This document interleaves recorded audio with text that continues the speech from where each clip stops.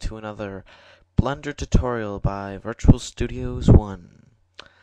Today I'm going to show you on how to create a simple IPO, in other words an animation. Simple animation. There's two ways in creating an animation.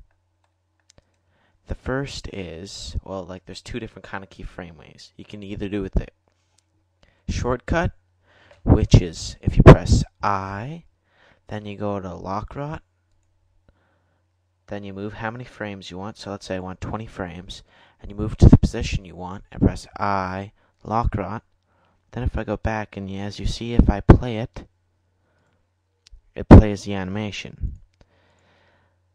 Let me go back and delete or go back. I'm using Control Z to go back. Or there's these buttons over here, and as you can see, it says keyframes, and there's insert or remove. So if I insert a keyframe, it'll come up on frame number 1. So I'll insert a keyframe, lock rot, move it to the position I want. And to move this, I'm just using the arrows, and move it how many frames I want. Move it how many frames first, then you move the cube.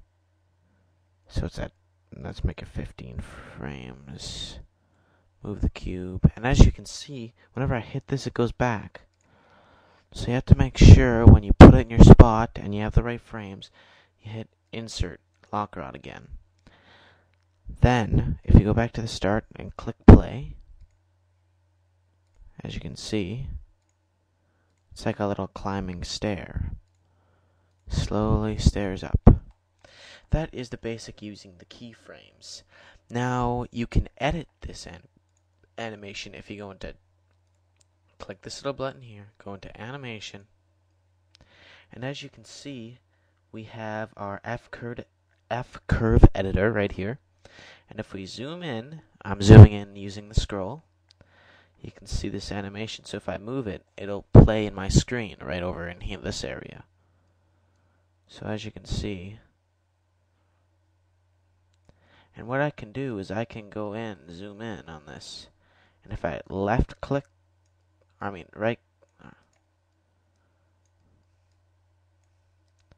if I grab one of these points, I can actually move it by clicking the right click. Yeah. If I click on this bar, I can click on this bar, click right click, and then hit right click again and hold right click. You can also make it different give it more of a flex. And then press left click to get out of it. Click it, hold. Or you can just go like this. But to grab the whole thing and move it up, you just have to hold the center. So as you can see in my screen, as I'm moving this up and down, you're getting more height. So now if I go back and play it, see how it did that little dip? See how it kind of went like, so it did that kind of little dip. So this is how you can edit it.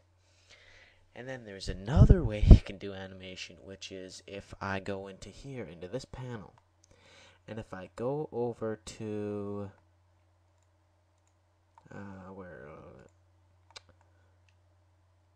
this little button, the object data button, and I scroll all the way down to shape keys, and if I hit plus, you have to hit it twice though, because this is just a basis, and if you hit it plus again, see how that works, and you get all this, and you can name it, like let's say I type in right, so I want the object to move to the right.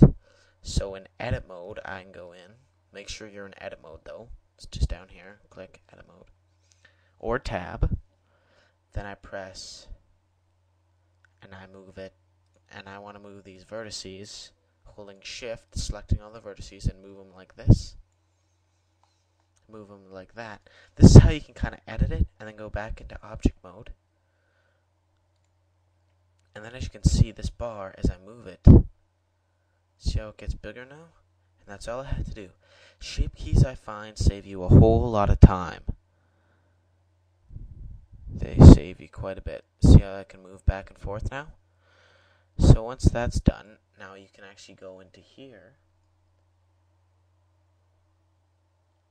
and use something called the dope sheet.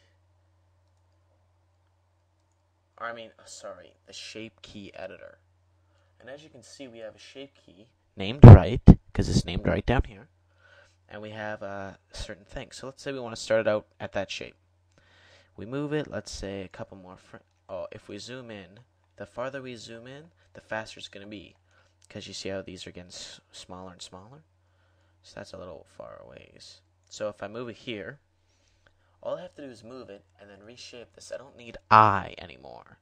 And if I move it again to the frame I want it and shape it back down, and if I move it over here, shape it up, then move it here, shape it down, and as you can see, it's still going up with the animation. The animation hasn't been deleted yet. You see how it's still there? So this is how you can have animations over animations. In other words, you can have more than one animation going at once. So if I scroll out a bit and I start this, and I'll go back in default so we can get a better screen. And if I press play, just see how that it looks kind of like a volume control because it's shaping different sizes. So that is also another way, and yeah, so just holding left click, you can drag this and scroll it, make it bigger or smaller, because that's what I did in edit mode. And this is to make the camera see it, so now the camera won't see it, or you can lock it, just so you don't play around with it. I guess that's kind of a neat feature. And for that, you do not get the you can't edit it down here. It's only edited in the screen because it's a shape key editor, right? Because it's called shape key. So thanks for watching my tutorial. I hope this helps out you animate a little bit better and get used to more of the the way things should work. And also, exporting your movie, you click render, then you click what you want. This is the render like the percentage of resolution. I normally crank mine up to like 76. You crank your frames down. As you can see, it's moving in this area. See where that is? Moves it all the way down. Then your frame rate. 24 is a pretty good frame rate. And then if you hit and PNG, well, what do you want it? If you want an AVI RAW, QuickTime, I recommend AVI RAW. And then you select your output. And then you just have to hit animation and it'll animate for you. Well, thanks for watching my tutorial, and I hope this helped out, and see you guys next time.